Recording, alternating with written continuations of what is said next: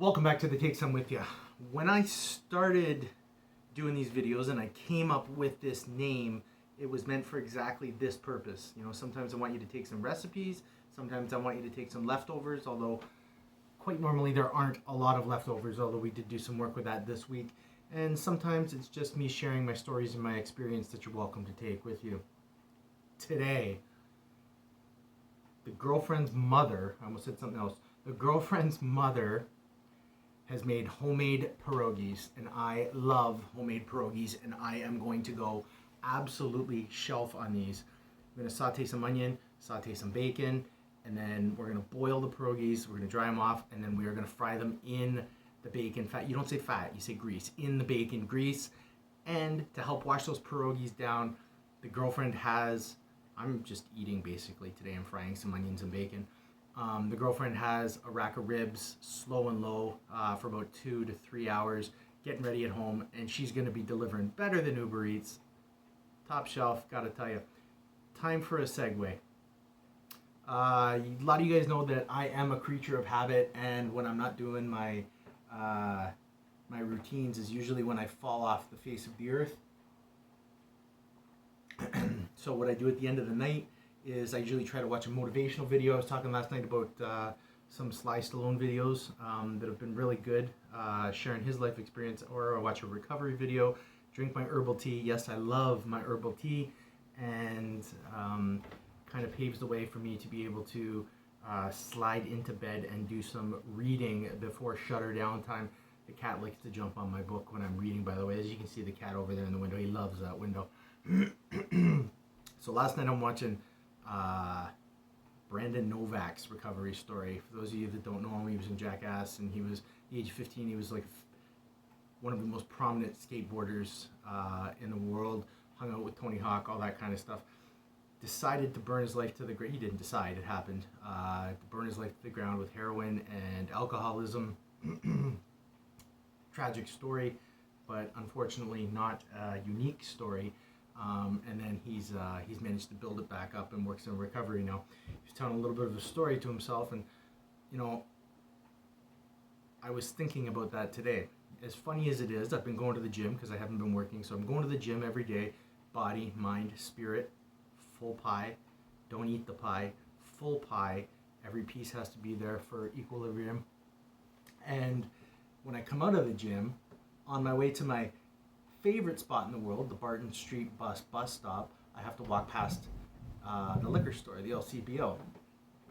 Don't really have an urge to drink, but I was thinking something, and it related to what Novak was saying last night. And that's like, you know, you'll walk past, even me, I had 4 years sobriety before, and trying to get it back, and trying to get a healthy life back and do it right this time. You walk past that liquor store and I'll think, my mind will sometimes just say, oh, get a bottle of wine. That would be fantastic. So my alcoholism, to be completely blunt about it, remembers the time that, you know, I went out with a couple of friends, I had 2 beers and had dinner and went home, and absolutely nothing happened. My alcoholism says, yeah, you can handle that. My alcoholism tells me, remember that time in the fall you went for a drive with the girlfriend and you stopped at a winery and had a killer glass of Chianti and a goat cheese and wild mushroom pizza? You can handle this. My alcoholism wants me to remember that stuff. What it doesn't let me remember is falling face down in parking lots in the middle of the afternoon, face plants into concrete and cement, and angling my face up when I'm going from one bar to the other. It doesn't let me remember drunk tanks and psych wards, and it doesn't let me remember being in hospitals hooked up to tubes and being filled with fluids because I'm so dehydrated, and popping lorazepam like chiclets so I don't have a seizure. It doesn't let me remember the friends, the family, the careers, the finances, the opportunities, everything I burned to the ground. And it certainly doesn't let me remember the nights where I would lay awake in bed hoping I could fall asleep and maybe die in my sleep because I didn't want to do it. I didn't want to inflict any pain on myself, but I just wanted it to be over. The alcoholism doesn't let me remember that, and I know some of you out there can relate to that. what the alcoholism wants me to do is say, oh, remember that time that you handled that bottle of wine and you killed it, and then nothing, you got up and you cut the grass the next day and took the garbage out, and you, for me, it's not like that. And I'm not going to say I wanted to go into the liquor store today or yesterday or any other day when I'm walking past that.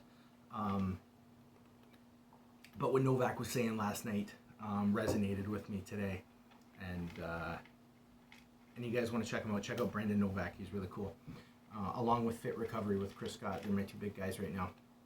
So I passed the liquor store, and I told you this was going to be me soapboxing with my 2 cents today, talking about food, recovery, and a little bit of politics.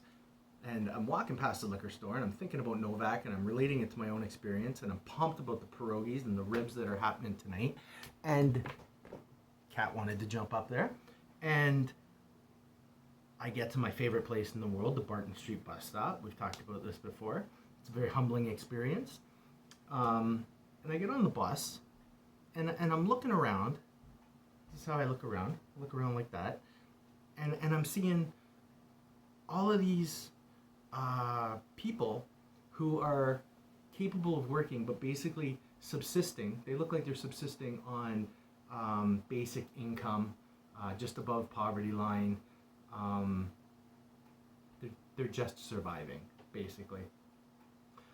And I think about that, and then I get home and I turn the news on, and this is Joe Rogan right now. It's not the news.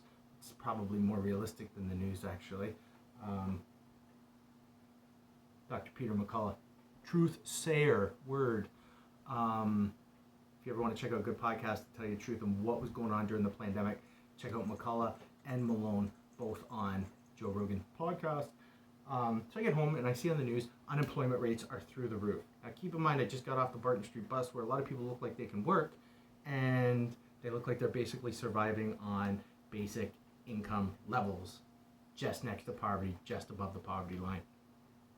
And then I see the next story on the CTV that, and I don't normally watch CTV, they're saying that Justin Trudeau wants to bring in gross amounts of immigrants to fill jobs. Now, it got me thinking about a whole line of interesting things going on here. Number one, we kind of shot ourselves in the foot in society, because a lot of those people that are living on minimum wage that would accept the, $15.50, $16.50 an hour, they're living in city cores. And a lot of the jobs that they would otherwise take have been moved out of the city into industrial areas where they're not reachable by a bus. And why do these people take the bus? Because they have no money. They're basically surviving.